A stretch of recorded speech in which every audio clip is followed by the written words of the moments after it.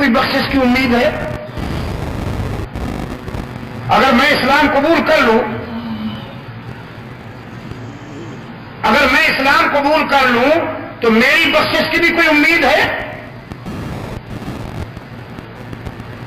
قرآن بولا، فرمایا ان اللہ لا یغفر ان یشرک بہ ویغفر ما دون ذلک لمن یشاء۔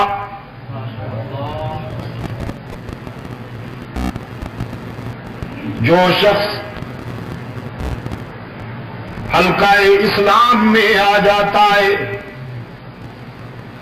تو پھر ایک جرم ہے، اگر اس سے سرزد ہو گیا تو کبھی معاف نہیں کیا جا سکتا، باقی سارے جرائم معاف ہو سکتے ہیں، اور وہ جرم ہے شرک، بھی والا جرم۔ کون سا؟ بھی والا۔ قرآن چاہتا ہے تم ہی والے بن جاؤ، اور شیطان چاہتا ہے تم۔ قرآن تو نماز کی ہر رکعت میں آپ سے کہلواتا ہے ایاک نعبد و ایاک نستعین،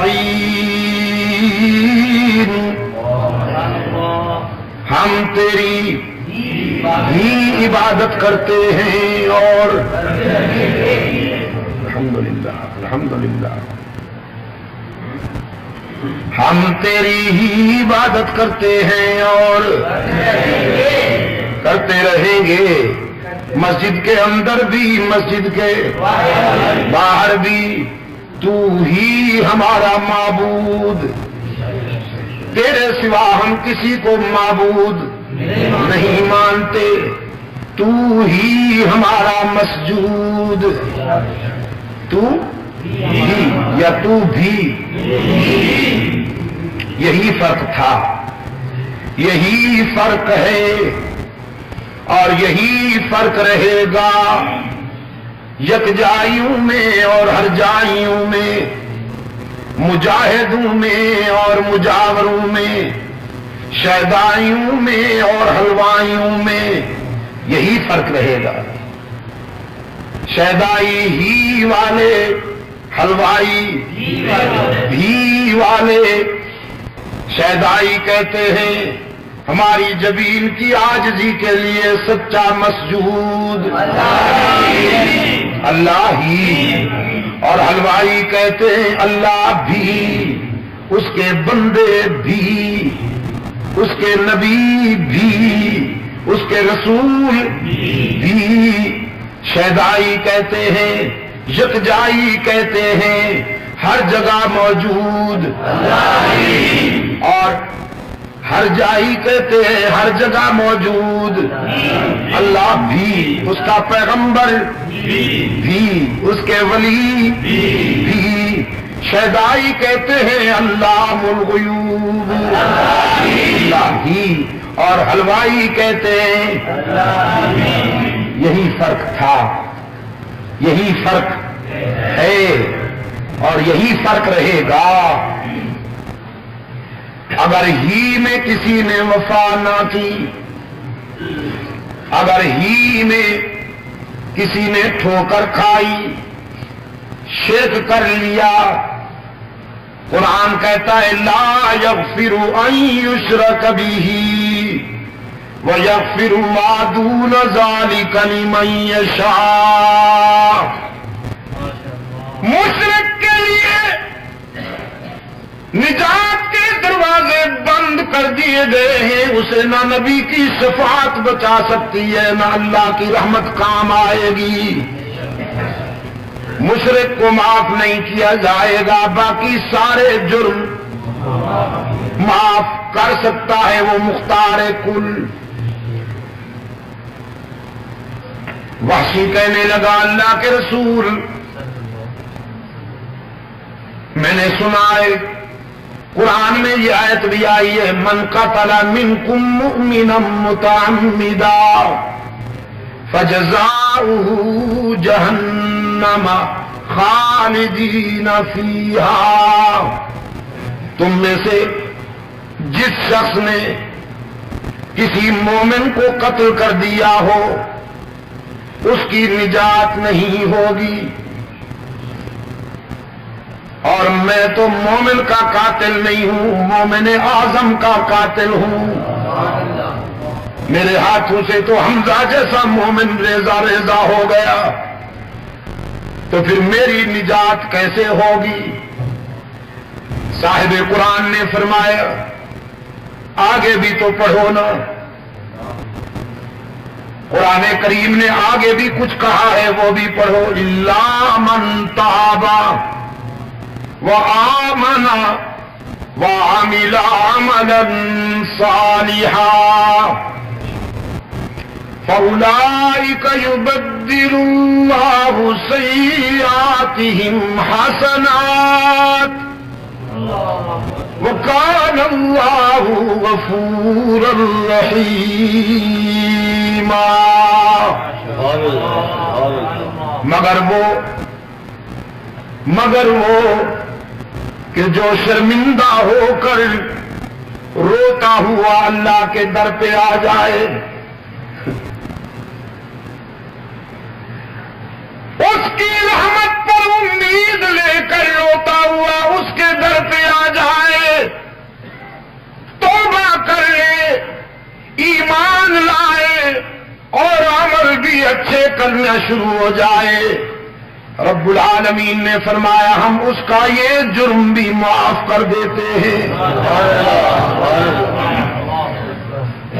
بلکہ صرف معاف نہیں کرتے، یبدل اللہ سیئاتہم حسنات، ہم اس کی سیئات کو حسنات سے بدل دیتے ہیں، اس کی خطائیں نیکیوں سے بدل جاتی ہیں، اس کے نامہ اعمال کی سیاہی روشنی میں بدل جاتی ہے، وہ بڑا غفور الرحیم ہے۔ وحشی کہنے لگا، دیکھو کتنا ذہین تھا، کہنے لگا اللہ کے رسول یہ جو آیا ہے نا ایمان کے بعد عمل صالح کی بات، تو یہ مجھ سے نہیں ہوگی، میرا نفس بڑا مغرور ہے، میرا نفس بڑا سرکش ہے، عمل صالح نہیں ہوگا، پھر ایمان بھی لاؤں عمل صالح نہ کر سکوں تو جہنم میں پہنچ جاؤں، کیا فائدہ ہوا؟ گارنٹی چاہیے مجھے، تو گارنٹی، تب ایمان لاؤں گا، مسلمان بنوں گا۔ تو قرآن کریم کی یہ آیت نازل ہوئی جو ابھی ابھی میں نے آپ کے سامنے پڑھی، فرمایا قل یا عبادی الذین اسرفوا علی انفسہم لا تقنطوا من رحمت اللہ ان اللہ یغفر الذنوب جمیعا انہ هو الغفور الرحیم۔ میرے پیغمبر فرما دیجئے میرے خطا کار اور گناہ گار بندوں کو، جس نے نفس کے دھوکے میں نافرمانیاں کی، بغاوت میں زندگی گزار دی، اس کو بتا دیجئے تیرے گناہ بہت صحیح لیکن میری رحمت کا بھی کوئی ٹھکانہ نہیں۔